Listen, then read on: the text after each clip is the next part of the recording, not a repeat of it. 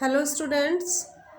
In the last video I was telling you that there were many causes which was responsible for the Renaissance period, and I have told you that the impact there were many impacts of Renaissance period. There were impact on architecture, mathematics, technology, art, music. There were many fields which was affected by the Renaissance period. Here, now I am telling you about some causes of the Renaissance. कुछ causes थे, कुछ main causes थे जो कि Renaissance के लिए बहुत ज़्यादा इम्पोर्टेंट थे और जिन्होंने रेनेसा पीरियड को इंक्रीज़ करने में बहुत ज़्यादा उनका हाथ था. देखिए, look at the PPT. The first main cause of the Renaissance was the increased interaction between different cultures and societies in the time before and during the start of Renaissance. मैंने आपको पहले ही बताया था कि डिफरेंट कल्चर्स जो innovation हुए हमारे यहाँ, काफ़ी इनोवेशन हुए जिसकी वजह से जो अलग अलग कल्चर्स के लोग थे उन लोगों ने इधर उधर जाना स्टार्ट किया. वे अलग अलग सिटीज़ में, अलग अलग स्टेट्स में, अलग अलग कंट्रीज़ में गए, जिसकी वजह से डिफरेंट कल्चर्स के लोग और डिफरेंट सोसाइटीज़ के लोग आपस में मिले और उनकी वजह से जब उनका आपस में एक इंटरेक्शन हुआ डिफरेंट कल्चर्स का, जिसकी वजह से रेनेसा पीरियड स्टार्ट हुआ. This is important because at the time Europe was in the midst of middle ages. The Middle Ages had several key features such as feudalism and devout religious faith in the form of Christianity. देखिए, उस time Europe में दो चीज़ें थी जो कि बहुत ज़्यादा उस टाइम सोसाइटी में थी, that is feudalism and Christianity. Feudalism क्या था? फ्यूडलिज्म एक तरह का एक एग्रीमेंट था. उसमें क्या होता था, जो बड़े बड़े राजा होते थे या सामंत होते थे, उनके नीचे जो अधिकारी होते थे, वे लोग अपनी जो लैंड होती थी उसको वे रेंट पर, या ये कह दीजिए अपनी, आज भी हम ये चीज़ देखने को मिलती है हमें जगह जगह, वो अपनी लैंड को रेंट पर दे देते थे लेबर को, और वो लेबर जो है हमेशा उनके अंडर में काम करती रहती थी. तो ये चीज़ उस टाइम पर हमारे यहाँ बहुत ज़्यादा यूरोप में बहुत ज़्यादा फैली हुई थी. And devout religious faith in the form of Christianity, और एक धार्मिक कट्टरता थी, बहुत ज़्यादा धार्मिक कट्टरता, एक रिलीजियस फेथ था लोगों का in the form of Christianity.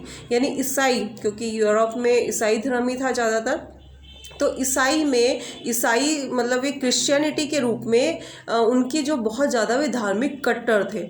और क्रिश्चियनिटी में उनके जो उनको क्या कहते हैं, उनके जो पादरी थे, क्लर्जी मैन थे, जो कि उनको ये शिक्षा देते थे क्रिश्चियनिटी की, कि हमारे क्रिश्चियन धर्म में ये होता है, हमारे क्रिश्चियन धर्म में वो होता है, हमें इस धर्म को ही अपनाना चाहिए, हम इससे अलग नहीं हैं, और हम तुम्हारे गॉड हैं, जैसा हम कहते हैं वो ही सही है, हमसे मिलने का रास्ता यही है कि तुम जो है हमारी बात को फॉलो करो, हमारे फॉलोवर्स बनो. तो ये सब चीज़ें बहुत ज़्यादा उस टाइम पर सोसाइटी में देखने को मिलती थी. एक तरह से पूरा उनकी डिक्टेटरशिप थी, पूरा उनका ही सब कुछ चलता था, जो कि क्लर्जी मैन होते थे, पॉप होते थे चर्च में. These features, along with others, combined to form a society that was very rigid socially, religiously and politically.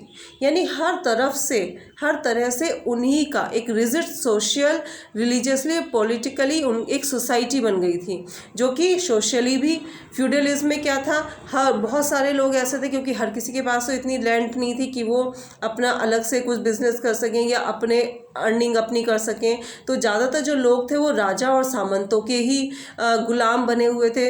तो वे लोग उन पर पूरा का पूरा अपना अधिकार जमाते थे, उनके अधिकारों को, राइट्स को नहीं देते थे, उनको नीचा दिखाते थे. और क्रिश्चियंस के नाम पर, क्रिश्चियनिटी के नाम पर ये पॉप, क्लर्जी मैन, ये लोग इन लोगों का बहुत ज़्यादा एक्सप्लॉयटेशन करते थे. तो इसकी वजह से सोशली भी और रिलीजियसली भी और पॉलिटिकली भी जो सोसाइटी के जो कॉमन मैन थे उन लोगों की हालत बहुत ही ज़्यादा बुरी थी. तो ये जो सब चीज़ें थी, ये सब चीज़ें जब डिफरेंट कल्चर्स हमारे उसमें आए, लोगों में नई नई चीज़ों का उनको पता चला, नया उनका ज्ञान हुआ, तो उन लोगों में एक क्रांति की भावना आई, जिसकी वजह से ये रेनेसां पीरियड का स्टार्ट हुआ।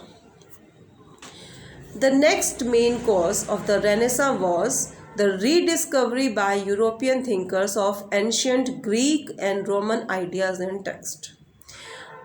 अब जब नेक्स्ट मेन कॉज क्या था रेनेसां पीरियड का, वो था कि हमारे यूरोप में जो है बहुत सारे रिफॉर्मर्स आए, थिंकर्स आए, जिन्होंने क्या किया, जब उन्होंने देखा कि सोसाइटी में लोग जो है वो क्रिश्चियनिटी से अपने आप को ग्रस्त करे हुए हैं, धार्मिक कट्टर बने हुए हैं, उन्हें कुछ भी समझाओ अपने आप को आगे बढ़ने नहीं देते हैं, कोई डेवलपमेंट नहीं है। इसी तरह से फ्यूडलिज्म था, उसमें लोगों का विकास नहीं हो रहा है, कोई डेवलपमेंट नहीं हो रहा है। तो उन्होंने जो है लोगों की स्थिति को सुधारने के लिए उन्होंने एंशियंट ग्रीक और रोमन आइडियाज़ और टेक्स्ट को वे एग्जिस्टेंस में लेके आए, उन्होंने लोगों तक पहुंचाया, उसकी रीडिस्कवरी की, डिस्कवरी नहीं की, पहले ही एग्जिस्टेंस में थे लेकिन उसको उनकी रीडिस्कवरी की, यानी उन्हें कॉमन मैन तक पहुंचाया, जिसमें था कि आप किस तरह से अपने आप को डेवलप कर सकते हो। ज़रूरी नहीं है कि आप एक पॉप के या आप एक क्लर्जी मैन के ही अंडर में रहकर या अपने राजा और सामंतों के अंडर में ही रहकर आप कुछ नहीं कर सकते, ऐसा कुछ नहीं है। आप लोगों को एक अपने थिंकिंग को बदलना होगा, अपने आप को कुछ प्रूव करना होगा। For example the term Renaissance in French means rebirth. उन्होंने लोगों को बताया कि ये जो रेनेसा है इसका मतलब क्या होता है, फ्रेंच में इसका मतलब होता है रीबर्थ।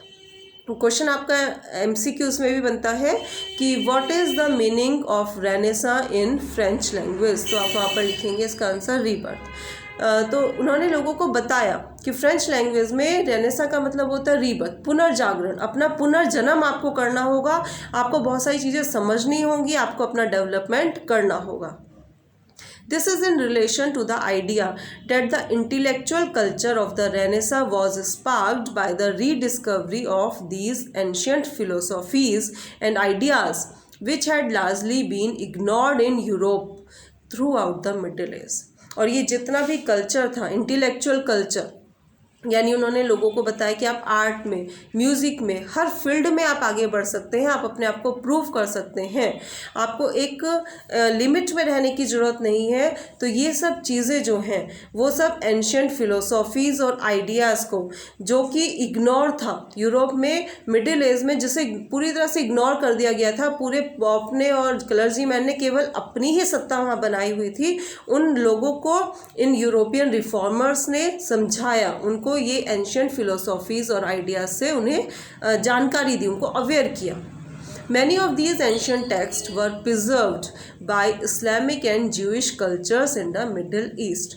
और ये जितने भी एंशियंट टेक्स्ट थे वो किसने अपने आप प्रिजर्व कर रखे थे, वो इस्लामिक और ज्यूइश कल्चर में प्रिजर्व थे, मिडिल ईस्ट में, and were not rediscovered by Europeans until the time of Renaissance। तो और जब तक ये यूरोपियंस ने इनको डिस्कवर नहीं किया, रेनेसा पीरियड तक जब तक इसको डिस्कवर नहीं किया, रीडिस्कवर नहीं किया, तब तक ये सब कुछ प्रिजर्व थे, इनको दबा के रखा हुआ था कि लोगों को पता ना चले कि वाकई उनका क्या कल्चर है, वो किस तरह से अपनी चीज़ों को डेवलप कर सकते हैं। वो केवल उन्होंने अपने ही अकॉर्डिंग उन लोगों को चलाया और अपने अकॉर्डिंग ही उन लोगों को एजुकेट किया और उन लोगों को वो ही बताया जो कि उनके लिए एक सेल्फिशनेस थी उसमें, कि उन्होंने उन लोगों को वो ही समझाया, धर्म के लिए वो ही बताया जिसमें लगा कि उन्हें उनका फ़ायदा है, और वो उन लोगों के बेस पर वे लोग आगे बढ़ते रहे।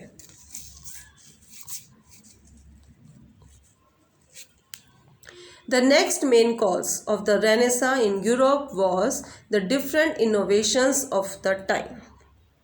जो नेक्स्ट मेन कॉज था रेनेसा का, वो एक बहुत बड़ा कॉज था यूरोप में रेनेसा का, डिफरेंट इनोवेशंस, बहुत तरह के इनोवेशंस हुए। सबसे बड़ा जो इनोवेशन था, specially in publishing and art, सबसे बड़ा जो इनोवेशन था वो था पब्लिशिंग में और आर्ट में। In terms of publishing, the printing press was one of the most significant innovations in all of world history। उस टाइम पर प्रिंटिंग प्रेस का जो है वो इनोवेशन हुआ था, इनोवेट हुई थी प्रिंटिंग प्रेस, जो कि बहुत बड़ा मेजर कॉज था रेनेसां पीरियड को आगे बढ़ाने का, लोगों तक ये पहुंचाने का कि आपको अब रीबर्थ लेना है, लोगों को समझाने का कि रेनेसां पीरियड आ चुका है और आप लोगों को इसके अकॉर्डिंग चलना है. Now I will tell you in the next video. Thank you.